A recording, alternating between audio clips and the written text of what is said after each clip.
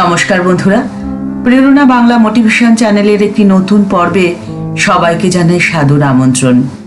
ঠাকুর মা ও স্বামীজির চরণে আভূমি লুণ্ঠিত প্রণাম জানিয়ে আমাদের প্রতিদিনের পথ চলা, প্রতিদিনের জীবনের সব সমস্যার সমাধানই মেলে ঠাকুর মা ও স্বামীজির ভাব ও আদর্শে।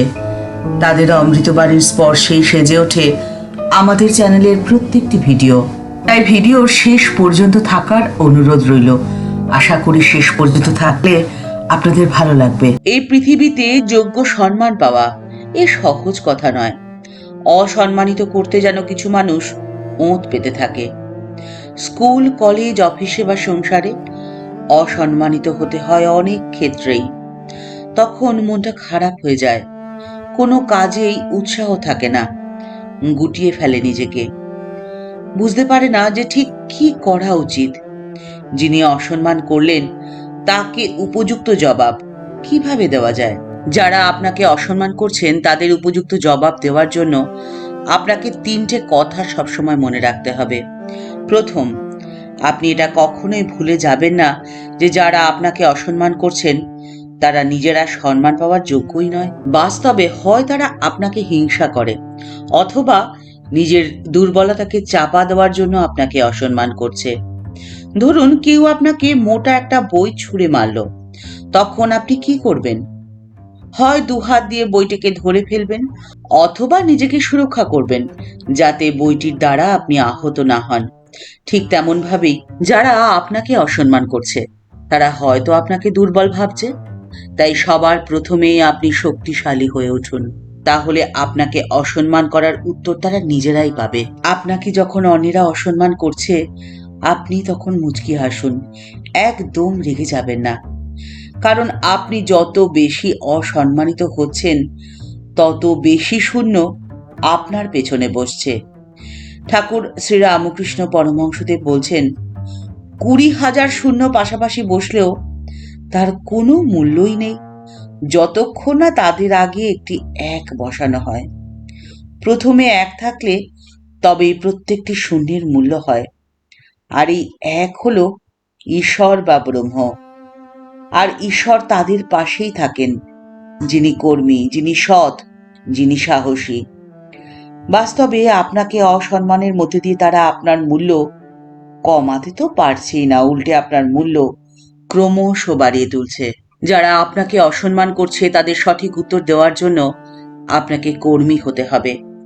স্বামীজি বলছেন, মহত্তম কর্মগুলো সবসময় নীরবে আর লোকচক্ষুর অন্তরালে হয়ে থাকে। এই কথাটি সবসময় মনে রাখবেন যে আপনার কর্মই আপনার পরিচয়।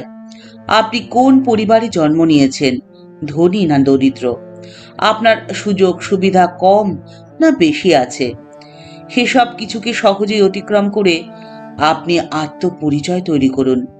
এই আত্মপরিচয় তৈরি করুন আপনার কর্মের মধ্যে দিয়ে। আপনি কাজ করুন নীরবে এবং অন্তরালে। নীরবে আর অন্তরালে এই দুটি বিষয় অত্যন্ত উল্লেখযোগ্য। যারা আপনাকে অসম্মান করছে তাদের সাথে অযথা কথা বাড়াবেন না, কারণ তাতে আপনারই শক্তিক্ষয় হবে। সেই শক্তি প্রয়োগ করে আপনি আপনার কর্মকে নিখুঁত করে তুলুন। ঢাক ঢোল পিটিয়ে কাজ করার কোনো প্রয়োজন নেই আপনার, কারণ তাতে আসল কর্মটাই চাপা পড়ে গিয়ে বাহুল্যতায় প্রাধান্য পায়। মনে রাখবেন, ক্ষমা পরম ধর্ম। এই কথাটি সত্যি হলেও ততক্ষণই আপনি ক্ষমা করুন যতক্ষণ আপনার আত্মসম্মানের সীমানা লঙ্ঘিত না হয়। বারবার ক্ষমা করে আপনাকে দুর্বল ভাবতে তাদের সাহায্য করবেন না। আপনি যদি জীবনের পাকা খেলোয়াড় হয়ে উঠতে পারেন তাহলে আর আপনার কোনো ভয় নেই।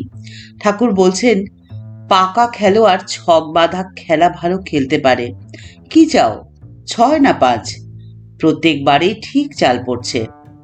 যেমন শতরঞ্জ খেলায় কাঁচা লোকেরা ভাবে যেমন তেমন করে একবার ঘুটি উঠলেই হয়, কিন্তু জ্ঞানীরা তাদের কিছুতেই ভয় নেই। আর সেজন্যই এই জীবনের খেলা আপনি যদি উপভোগ করতে চান তাহলে আপনাকে পাকা খেলোয়াড় হতে হবে, অর্থাৎ আপনাকে জ্ঞানী হতে হবে। আপনাকে যারা অসম্মান করছে তাদের যথাযথ উত্তর দেওয়ার জন্য আপনার মনের অন্ধকার মিটিয়ে দিয়ে আপনাকে জ্ঞানী হয়ে উঠতে হবে। ঠাকুর শ্রী রামকৃষ্ণ পরমহংসদেব তাই তো বলেছেন, ঘরে যদি 1000 বছরের অন্ধকার থাকে, তবে কি তা দূর করার জন্য আরো 1000 বছর লাগবে? শুধু একটা দেশলাই কাঠি জ্বালো, তাহলেই দেখবে মুহূর্তে 1000 বছরের অন্ধকার দূর হয়ে ঘরটা আলোকিত হয়ে উঠছে। এটাই হচ্ছে জ্ঞানের প্রকৃত স্বরূপ। জ্ঞানের পবিত্র আগুনে আপনি হয়ে উঠবেন তেজস্বী। আপনার বিচার বোধ, যুক্তিবোধ হবে তীব্র।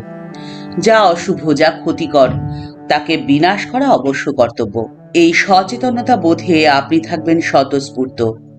সঠিক সিদ্ধান্ত গ্রহণের বিচক্ষণতা বড়ই প্রয়োজন। আপনি যদি প্রকৃত জ্ঞানী হয়ে ওঠেন, তাহলে দক্ষ সেনাধ্যক্ষের মতো আঙ্গুল নির্দেশ করে আপনি আদেশ করতে পারবেন, যাও শত্রু বিনাশ করো, অথবা তাদের রক্ষা করো। যারা আপনাকে অসম্মান করছে, তাদের সাথে উচিত ব্যবহার কি হতে পারে?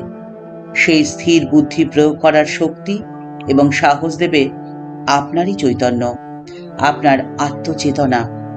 আপনার জীবনের পথ তখন হবে অনেক মসৃণ, অনেক উন্নত। ঠাকুর মা ও স্বামীজির চরণে প্রণাম জানিয়ে আজকের পর্ব এই পর্যন্তই। দেখা হচ্ছে পরের পর্বে। ভিডিওটি যদি ভালো লেগে থাকে তাহলে তা শেয়ার করার অনুরোধ করছি। আর আমাদের এই চ্যানেলকে ভালোবেসে যারা আমাদের পরিবারের সদস্য হয়ে গেছেন, তাদের জানাই অসংখ্য ধন্যবাদ, প্রণাম ও ভালোবাসা। আর যারা এখনো আমাদের এই চ্যানেলটি সাবস্ক্রাইব করেনি, তাদের কাছে বিনীত অনুরোধ রইল আমাদের এই চ্যানেলটি সাবস্ক্রাইব করে বেল বাটনটা ক্লিক করে দিয়ে অল বাটনে ক্লিক করে দেওয়ার জন্যে। তাহলে আমাদের এই চ্যানেলে ভিডিও আপলোড হওয়ার সাথে সাথেই আপনার কাছে নোটিফিকেশন চলে যাবে। সবাই ভালো থাকবেন, সুস্থ থাকবেন। নমস্কার।